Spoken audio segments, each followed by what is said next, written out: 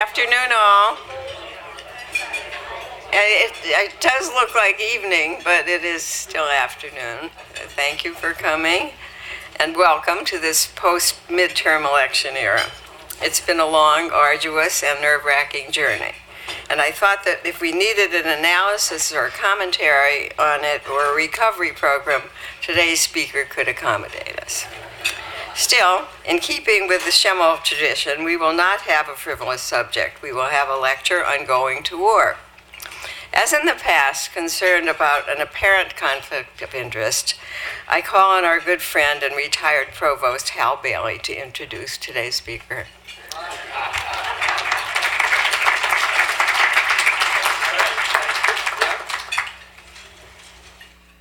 Thank you, Sandra. And it's a privilege to meet with all of you today after yesterday's Rorschach test. For those of you who are pessimists on one side or the other, the wrong party strengthened their control over the Senate, and the right party got the House back. If you're optimists, the right party got the House back, but the wrong party strengthened. So I'm not sure I quite got that logically correct, but you got the idea. Today's an interesting day, as yesterday was as well. It's my great privilege and honor to introduce a man who has no need for an introduction, particularly in this group. I assume that's why Sandra asked me to do it. I'm up to the task of no introduction. When I was asked to do this, the first thing that occurred to me was Morey's title, Going to War, Who Calls the Shots? I've had the privilege of knowing Morey for a very long time, and to the best of my knowledge, at any rate, that's the first time I've heard him make a pun.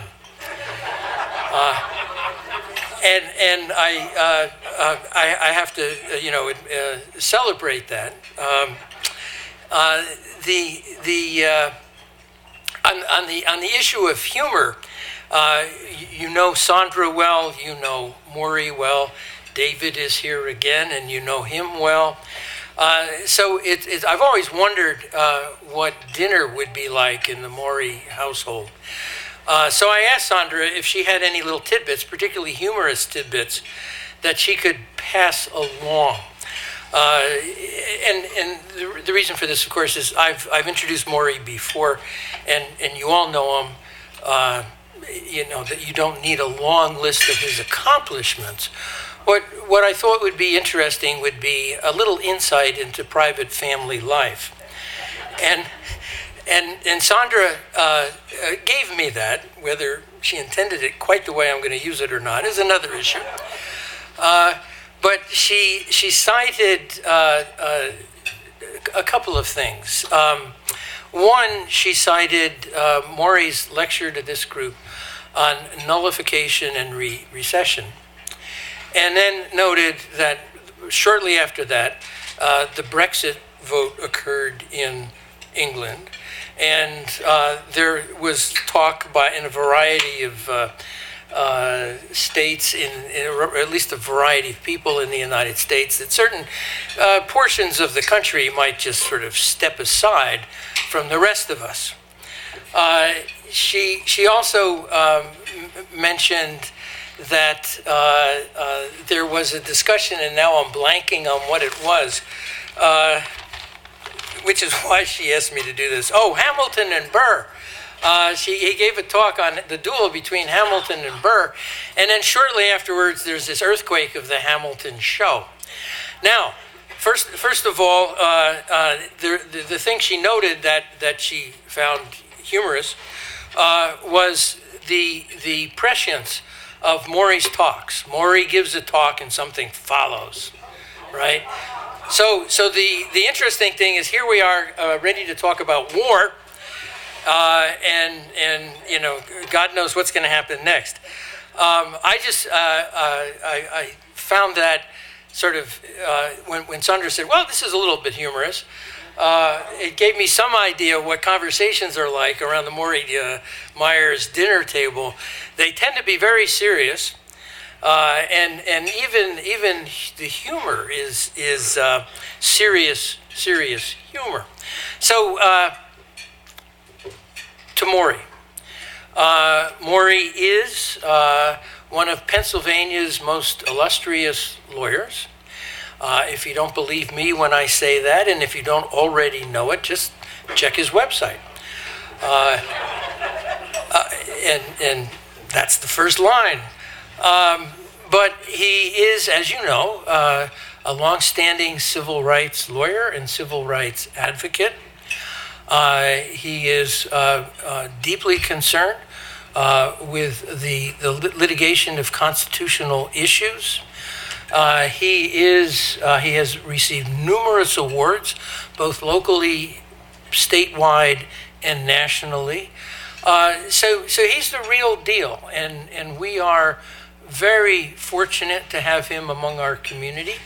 We're very fortunate to have him here to speak to us with the Schemel. I know a lot of you already know that. This is a full house, and Morey has appeared here many times, and every time the opportunity is there to learn a great deal, to gain some insight into the operations of the United States government and Constitution and its history. And the opportunity is also there to see a smart class act at work. So with that as a non-introduction for somebody who doesn't need it, I invite Morey to come up to the podium, and I give you Morey Myers to give us a talk about going to war, who calls the shots.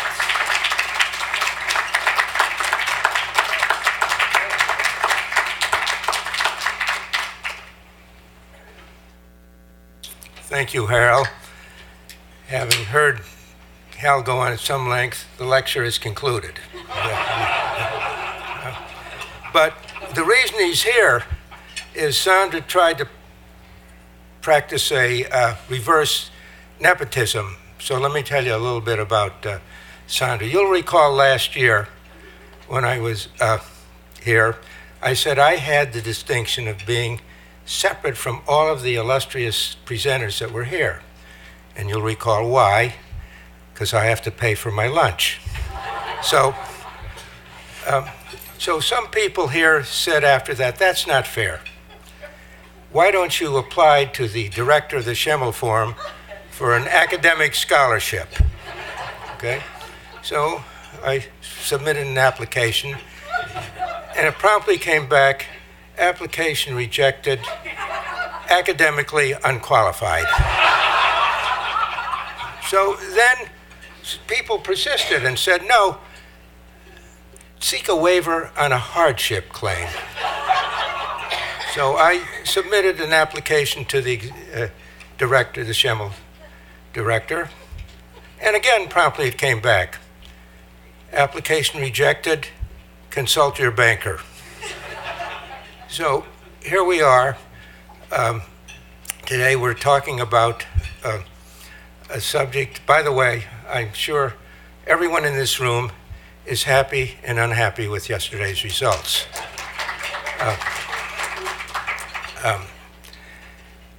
I want to talk to you about war powers, and the subject is not actually the war, it's who decides to go to war. How do we do that in this country? And in war is, well, it's the hostility, the military incursions by one sovereign against another. That's the traditional definition. It's somewhat changed. As the Prussian general Karl von Clausewitz said, war is a continuation of insanity by any other means. And how does war have any force beyond the tragedy of the fatalities, the wounding, the maiming, the relocation of people? Yeah, war has considerable force beyond that. For one thing, it tends to unite a people. It's the us against them. Unfortunately, we've seen that refinement reduced to even internally in this country now, but it brings out a patriotism.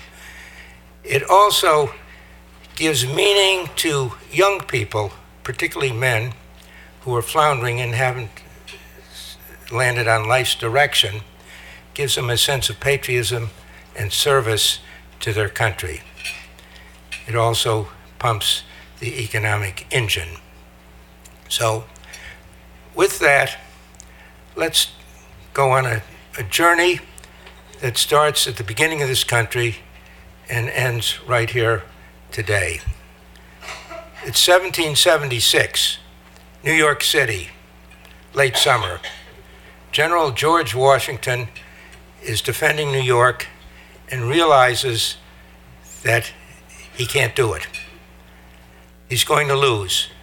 Admiral Richard Howe from Britain has brought in many warships, discharged thousands of men. They've won the Battle of Long Island, and they're on their way to New York. And Washington says, I have to evacuate, but I want to do something else. I want to burn down the city. And he knows, or has a sense, great patriot, in my opinion, perhaps the greatest American of all, that he doesn't have necessarily the authority to do that. So he sends off a letter quickly to the Continental Congress in Philadelphia, which was that constructed body of 13 colonies, then became 13 states, and they're struggling to find a structure of government. And he asks, can he burn the city down?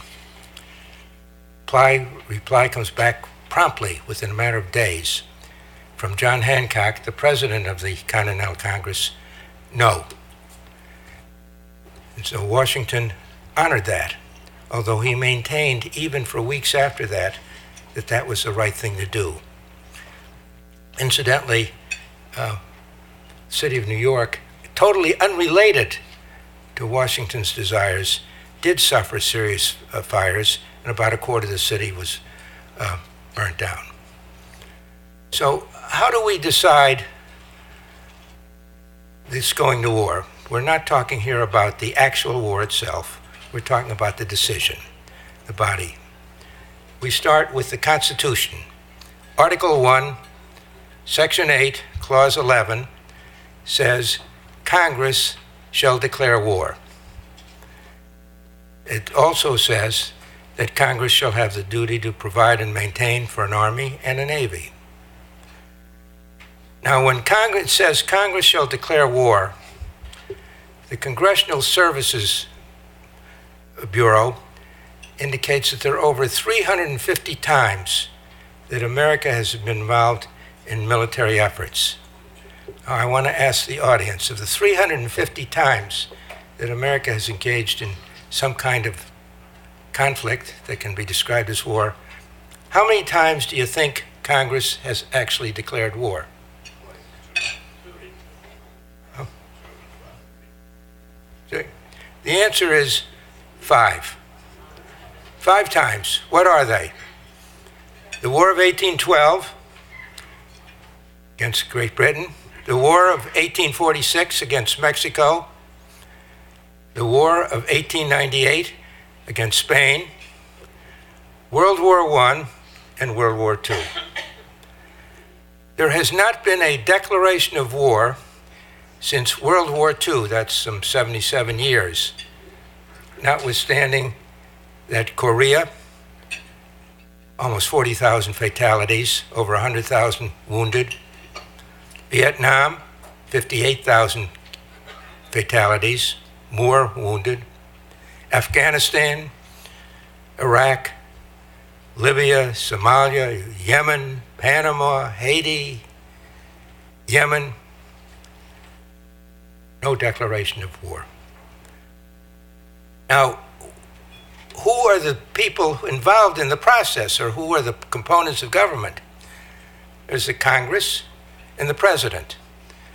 And the Constitution in Article 2 says the President is the Commander-in-Chief. And he's responsibility is to carry out the execution of all the laws in a careful and faithful way. So, what's actually happened? Let's go back to 1798. John Adams is President of the United States. George Washington is blissfully ensconced in his revered Mount Vernon. France is fighting with England, and France says to the United States, hey, do you remember us? We're the nation that gave you money in 1776 when you were so desperate. And in the Battle of Yorktown in 1781, we brought in 9,000 soldiers led by Lafayette. And that war, that battle, resulted in the defeat of the British and effectively ended the war in favor of the colonists. And France said, you remember? And your president, Washington, in 1794, enacted a neutrality program that said you can't give assistance to any sovereigns who are at war. So what are we going to do? We're going to accost any of your merchant ships. We didn't have much of a navy then. And we're going to remove the cargo from them and maybe even imprison your prisoners. Adams said, looks like we're going to war. He then went to George Washington, who, as I said, was totally satisfied. Washington, by the way, never really sought anything except to lead the military forces in the Revolution. He didn't seek to go to the Constitutional Convention, didn't even know his name was submitted as a delegate from Virginia. He didn't seek to be the president of the Constitutional Convention. He didn't seek to be the president of the United States. After 2 years, he said that he was going to step down. It was only with the efforts of James Madison and Alexander Hamilton that he remained. He wanted to step down after the first year, after the first term. He did, in fact, step down after the second term and establish that most important precedent of 2 terms. So he's in Mount Vernon, and Adams is saying, come to him and say, I want you to lead the military forces in what I expect to be a war against France. Washington said, I'll do it on one condition. What's that? Said Adams. He said that I can designate Alexander Hamilton as second in command. Now, Hamilton, who may have been the smartest of all of the founding fathers, highly skilled in financial affairs, was also a first-rate military strategist. However, John Adams despised Hamilton. And even of more strength than that, his chief advisor, Abigail, despised Hamilton more. But he said, okay. And then Adams said, I'm asking you of one thing. What's that, said Washington? He said, I want to have Aaron Burr, a significant voice in the military effort. Washington said no. Now, fortunately, there were not the need to call on Washington in 1798. However, this is a starting point of this whole who's going to war. It's called the Quasi-War of 1798, and the Congress gave authorization to the president to go to war. And in a few minutes, I'll discuss with you the difference between authorization and declaration of war, and it is significant. So we move along from there to 1812. James Madison is president. British are doing exactly what the French were doing in 1798. They're boarding our merchant ships and even impressing the sailors aboard them into the service of the British Navy and declaring that anyone who had any British citizenship back to 1783 was deemed to be a British citizen, and therefore we would conscript that person into the naval service right off the boats. There's Madison, the president, who is described as the father of the Constitution, and now he's got to do something. And he's got this Constitution that said Congress shall declare war. But the pressures are strong. Although that war was called an unnecessary war, could have been avoided. Considerable devastation was done, particularly to Washington, the White House, and the Capitol. But Madison was faced with a quandary, and so he sent to the Congress a declaration of war. Now, when I said before that there are only 5 instances in which the United States has had a declaration of war, there is only one instance in which the Congress prepared its own declaration. That was in the Spanish-American War, 1898. In the other 4 instances, it was the president that motivated and precipitated the whole war process. So that declaration went over to the Congress, and it stayed around for months until they finally formalized it, and it took them about 2.5 weeks to even get around to declaring war. Next, 1846, the Mexican War. James K. Polk is president, and Polk is a president who most of us consider reasonably obscure, although he gets near great ratings in several areas. But it involved, what it involved? A state that we're all familiar with, Texas. Texas had been a part of Mexico. It seceded from Mexico some years before, and Polk's predecessor, John Tyler, the president, said, let's annex Texas. The reason that it had many Americans there who had gone into Texas, which was when it was part of Mexico, because there was land available.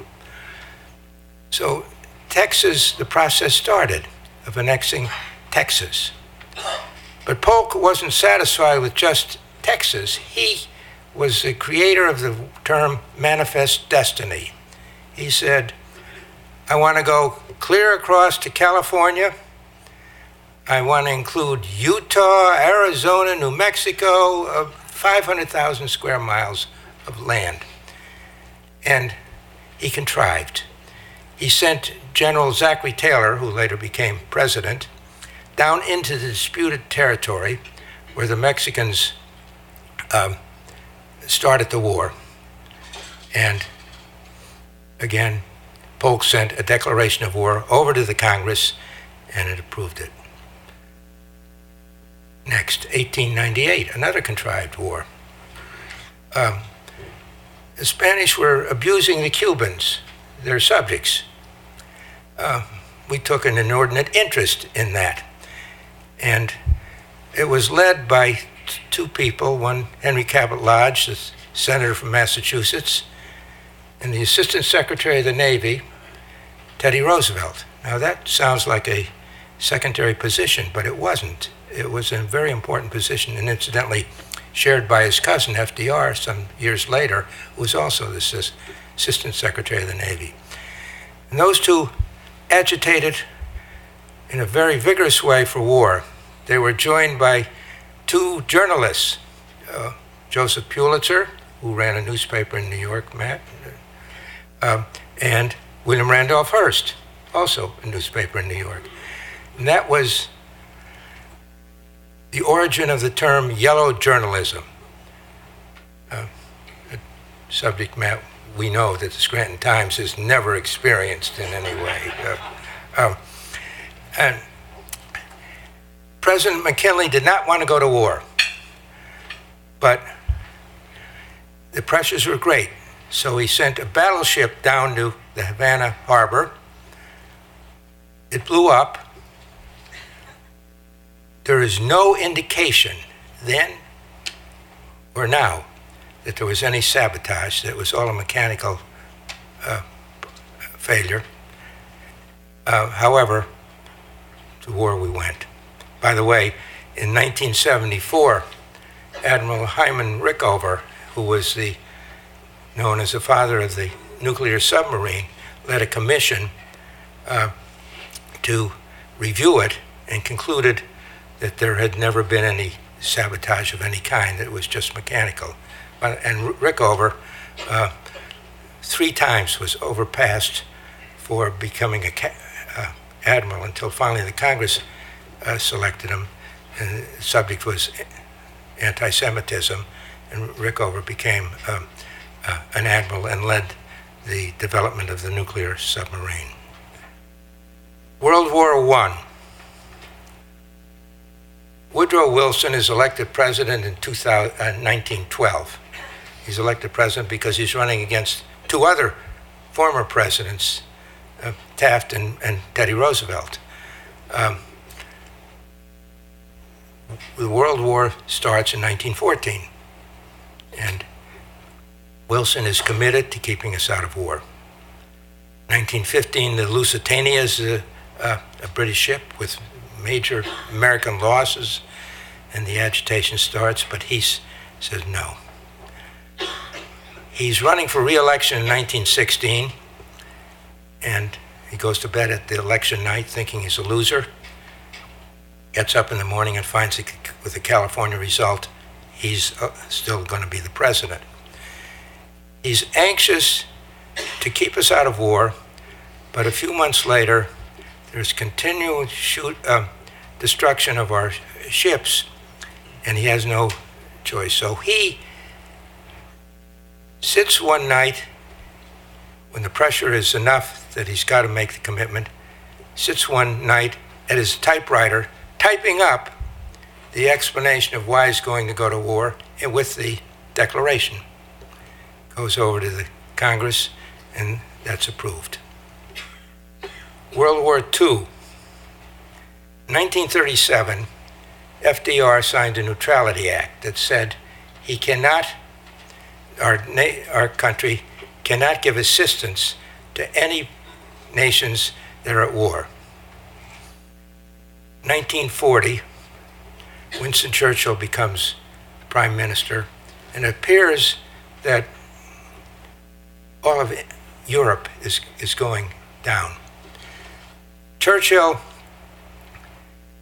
sends frequent communications to FDR, please give us 50 destroyers. Our waters are totally insecure. Even Joe Kennedy, the father of the senators and the president, who was then the ambassador to the court of St. James in England, and known to be somewhat of a Hitler sympathizer, was sending word to Roosevelt, for gosh sakes, you got to help him. England is going to go down. Roosevelt goes to his Attorney General then, Robert Jackson. Jackson says, you can't do it. They find a young man, lawyer, in the Department of the Interior by the name of Ben Cohn, who says, I have an idea. What's that? You give 50 destroyers, and they give you bases where you, in 8 different locations, Trinidad, Bahamas, Jamaica. At first, Roosevelt said, no, I don't like it, but he did that. And those 50 destroyers that went to England are considered by many historians to have saved the world. Now, Roosevelt, in 1941, he's very anxious to go to war with Germany. But he has an isolationist Congress, and he doesn't have the support. He tries to figure out how to do it. And on December 2nd of 1941, it's 5 days before Pearl Harbor, Roosevelt is asked, when will the Japanese attack the United States? not if, not maybe, not perhaps. When? Roosevelt said within a week to 10 days. Now people would ask, well, why didn't you make some preparations, or why didn't you have some negotiations? What, you're telling us that they're going to attack. Why didn't you do something? It's suggested that that was a very calculated decision by Roosevelt, that he knew when Japan attacked the United States that Germany and Italy had agreements with Japan that they would also join in the attack, which in fact happened, and he was able to get his declaration of war, because we were attacked, against not only Japan, but Germany and Italy. Incidentally, when I said there are only 5 times that the Congress has declared war, purists, I'm sure there's some purists here, Terry, Tracy might be correcting me. There are 11 different declarations, but only 5 wars. In World War I, it was Germany and Austria-Hungary. And in World War II, it was Japan, Germany, and Italy. And some months later, Hungary, Romania, and Bulgaria. All right. 1950. Korea. Korea is subdivided between North and South. And the North is moving into the South, crossing the 38th parallel. Harry Truman is president, and he doesn't want a declaration of war 5 years after a major war ended. So he calls the action. By the way, his Secretary of State, Dean Acheson, also urged him not to go to Congress. He calls the action a police action. Police action. And a couple of weeks later, when he has an interview, he repeats, it's a police action. The decision of Harry Truman not to call on Congress to make the decision to go to war is the single most precedent that has been relied on by every president since that time. However, in 1952, he lost out. There's another player that came into force, the Supreme Court. The steel industry threatened to strike. Truman wisely said, that's a great concern. We're at a war. We need armaments. We can't do that. I'll seize these steel plants and take them over and continue the war production. He inappropriately interviewed with Fred Vinson, the Chief Justice of the United States. And Vinson said, look, there are 9 justices on the Supreme Court. 5 were appointed by Roosevelt, 4 were appointed by you. We're all of the same ideology. Wrong. 6-3, the court said, after the government said before the Supreme Court, is there any limitation you can put on the president? And they said no. They said there is. See, when you're interpreting the Constitution, I think there are, at least I find, 3 words that are significant. One is express. When it says Congress shall declare war, that's express. The second word is implied. Implied means, in my analysis, that there's a basis in the Constitution or in law to utilize something beyond that. For example, that if it says Congress shall make laws, Congress has the right to interview, hold hearings, issue subpoenas, hold people in contempt. That's implied in the process of lawmaking. The third word is inherent. And although it's often used, I think that's a bad word. That's a word that says, solely because of my position, I have the right to do such and such. 1964, we have Vietnam. Johnson says, I need help.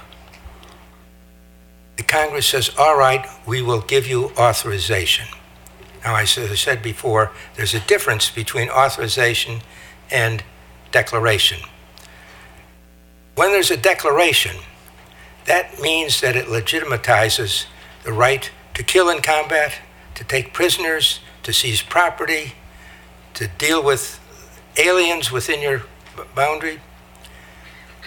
And most significant is there are 250 standby statutes that when you declare war, they come into effect. They govern everything: transportation, communion, foreign affairs, statute of limitations, service in the military. And Congress is extremely reluctant to see that happen. So they say to the president, we authorize you to do this. And then, by the way, they wait to see what happens, and then they criticize the president for the result. So that, in 1964, it's called the Gulf of Tonkin Resolution that was enacted, repealed in 1971. However, in 1973, the Congress recognized that it was pretty much defaulting on its responsibility. And so it passed the War Powers Resolution that said, yeah, we'll let you go to war, but you got to report to us within 48 hours after that, and you have 60 days in which to do it. And if we don't like it, it's over. Every president since that time, by the way, President Nixon, who was the president then, vetoed it, was passed over his veto. Every president since then has declared the War Powers Resolution as unconstitutional. Okay, so now we come back to authorizations. Authorization in 1991, Kuwait. George H.W. Bush is president, and he said, I don't have to get approval from some old goats in the Congress to kick Saddam, and that's the language that he used, old goats, kick Saddam Hussein out of Kuwait. But the Congress gave him authorization. 2001, 9/11. A whole different situation. Now, you're not just talking about country versus country, you're talking about terrorism. And Congress said, we will give you authority to act. You decide what to do with nations, with organizations, or persons.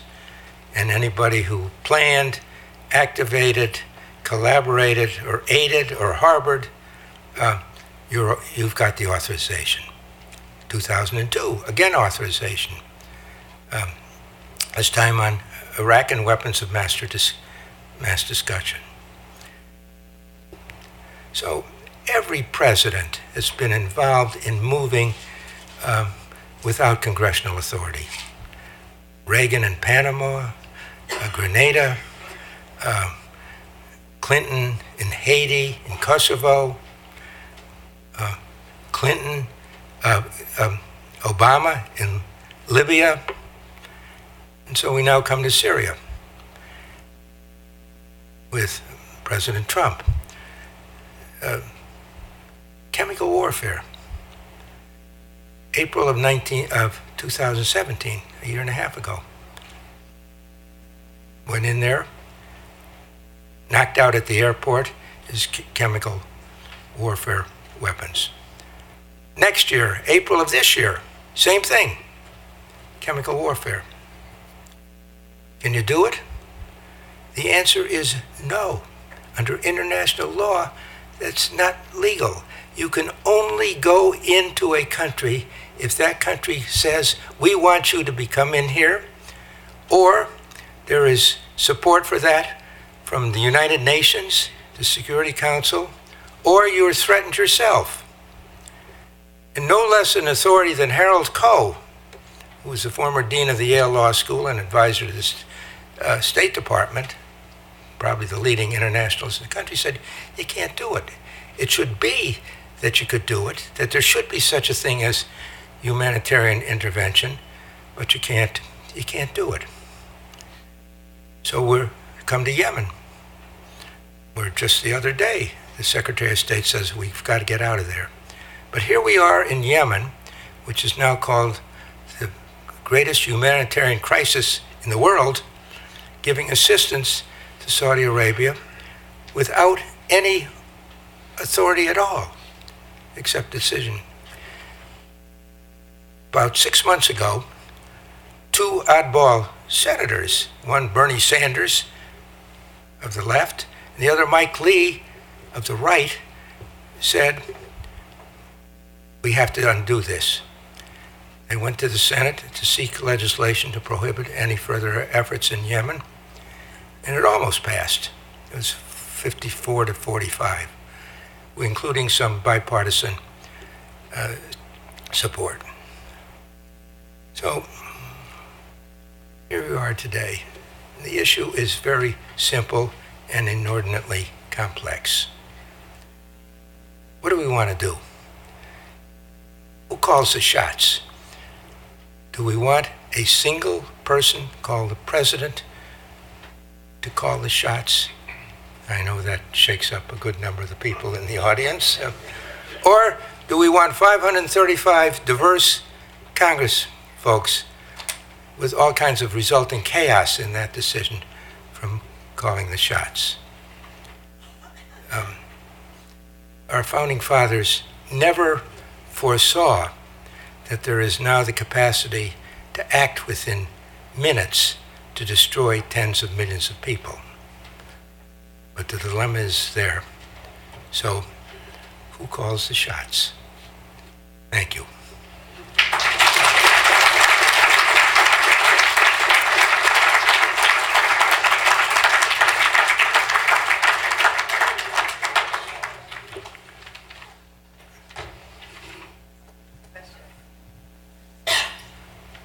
Yes. When President Trump ordered the attack on Syria, is it true that he actually used... when President Trump ordered the attack on Syria in April of last year, that he actually used President Bush's authorization from 2002 to go into Iraq? When President Bush, the question is when President Bush went into Syria. Now, the answer to that depends which time. The first time that he did, there was a 7-page memo prepared that remains totally unknown to members of Congress or to any of us as to what it said. But he relied on that 7-page memo from the Office of Legal Counsel. The second time that he went in with France and with England. England wrote a lengthy memo talking about humanitarian intervention, said that's why we're going in. Trump received a 22-page memo this time, which said two things. One, it said, our national interest is at stake because you're destabilizing the Middle East. Now, that would mean that our national interest is at stake under any circumstances. So, and it was written by, again, and the second thing they said, this isn't really a war. We fired 105 missiles in there, and it was all done within a couple of hours, and we were out of there. So there's memos in both instances upon which Trump relied. One is known to us, and the other isn't. Yeah, Jerry. You did, as usual, a brilliant job of presenting the picture. But you ducked it like an emphasis at the end. Whom do you think, or how should the power be? Oh, okay. I think this. I think clearly we can't give the responsibility to a single person. Well, I mean, on the other hand, we can't have 535 folks gathering around. To the extent that I'm of any help to that answer, which is a very perplexing question, I would say this. It should be the president with the majority leader of the majority party and his deputy, and a minority leader and his person, and perhaps the chairman and ranking members of a couple of committees that are related to the armed services war effort. So you don't have 535 people plus one doing it, but you have some sort of consensus based on something. It's about all I can think of, Jerry. Yeah, Rosemary. Wait a minute, I can't hear you, Rosemary. Allison, can you?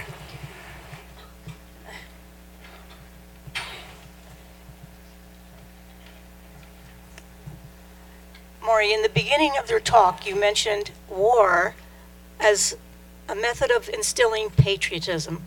Please speak of other concepts of instilling patriotism in our country.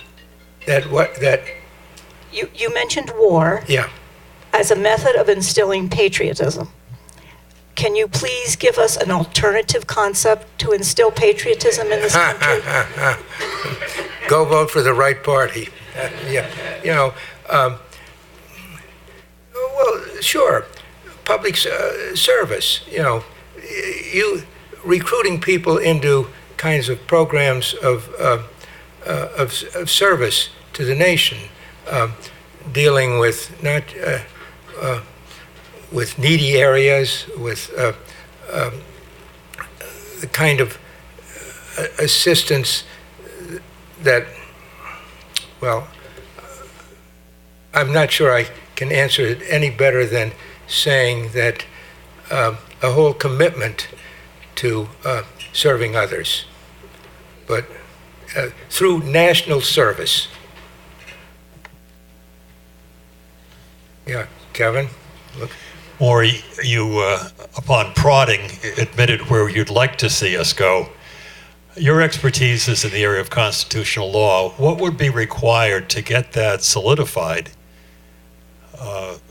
We have a president who thinks he can create legal mechanisms by edict right now, but would it take a ruling by the Supreme Court, or would it require a constitutional amendment? I don't think it would require a constitutional amendment. I think that where you have the deferral by the Congress, really I want to call it the cowardly Congress, because it hasn't acted ever. What it does is it passes the buck and then says, okay, we'll review it and see whether you made the right decision. So I think that the Congress, since it's already implemented this whole authorization approach, where it just says, this is the way we're carrying out our responsibility of war decision, I think that you could do that by the Congress agreeing with the president. And it could certainly be done by act of Congress approved by the president. Now, there are two ways in which that can happen, but they're both the same way. The first three declarations of war were done by the Congress in enacting legislation, which was then approved by the president. The last two were done by resolution, World War I and World War II, where the Congress jointly gets together and just says collectively, this is what we do, we declare it, and the president approves it. So I think you do not need a constitutional amendment. I think because the practice has been so active in terms of absent any constitutional amendment, actually in default of its constitutional obligation by the Congress, that I think you could do it by just enacting by the Congress legislation signed by the president to do it. Question over here, Dad. Yeah. An unbiased observer over on this end. So the story you tell of 5 declarations, 11 resolutions out of 350 amounts to a pretty damning indictment of our system of checks and balances and its proper functioning. It really seems to suggest a story of an imperial presidency. And we know that every presidential candidate criticizes the expansive executive power invoked by his predecessor. And then when he enters office, continues the expansion. That seems to be the general pattern. And so I guess my question is, to what extent is this really part of a much larger story of an American imperial presidency with ever-expanding executive power? A story that has many different dimensions to it. You've proposed in your legislation one fix to it, but I wonder what you think about the larger story of executive power and how our system of checks and balances is functioning. Well, let me answer that this way. In my opinion, one of the reasons that Congress is defaulting in its obligation is because, as I mentioned, there are 250 standby authorities that go into effect immediately upon declaration. One of them is the draft. Congress does not want a draft. They don't want to see their sons or their grandsons or their constituent sons or grandsons conscripted in it. Presidents, both historically and functionally, are much more disposed to war than Congress is. So I think that when you talk about an explanation why Congress is so reluctant to do this, I think that's part of the reason. The result is expansion of presidential authority. Congress tomorrow could do it when in 1973, when they passed the War Powers Resolution, which is still in effect, ignored by presidents. I think Trump, on his second venture into Syria, did within 48 hours report, but virtually every president ignores what is a responsibility to do it. So is it an expansion? Sure, but is it a default by Congress? And I think Congress is very nervous about taking an active role and saying, we were responsible for creating a draft that affects our young men.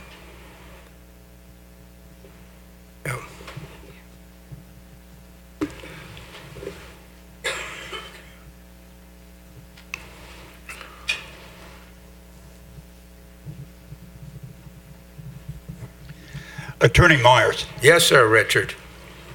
You didn't assert, but strongly suggested that the war against Mexico, 1846, and then the war against Spain, 1898, were, unlike the others, essentially contrived wars of imperialism. Is that accurate? Contrived, yeah. Yeah, contrived by President James K. Polk and in 46, and contrived by, or agitated by Teddy Roosevelt, Herbert, Henry Cabot Lodge, Joseph Pulitzer, William Randolph Hearst, and we're talking about abuse by Spain of its subjects in Cuba, and we're going to war over that. Contrived, yeah. Ty. We've had lots of different kinds of wars, including a war against inflation. Has the Supreme Court ever gotten into the issue of defining what constitutes war? I don't think so, Ty. I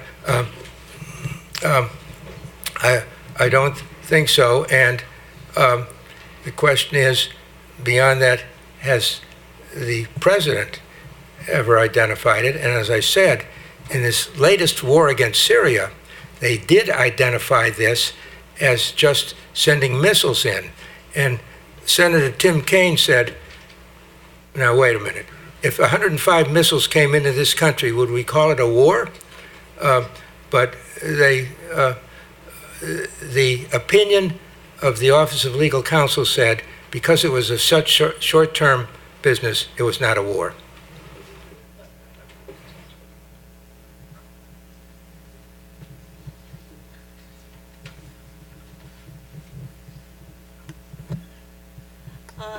As far as the draft, I do believe that if a draft were instituted, the country would go back to its original roots, where the people, the whole population in the country, would make the representative government accountable.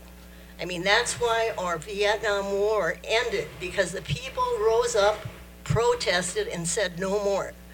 I do think a draft would moderate the useless and senseless imperial presidency going to war. That's my comment. Yeah, thank you for your comments. On the other hand, I would have to repeat that it is unlikely that 535 members of Congress will buy your very perceptive observations.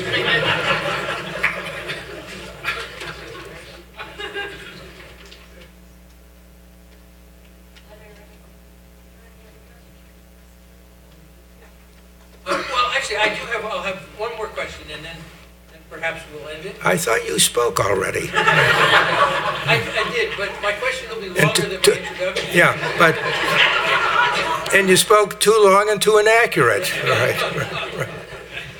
Just, this is a follow-up on actually two questions that were asked before, but more dramatic.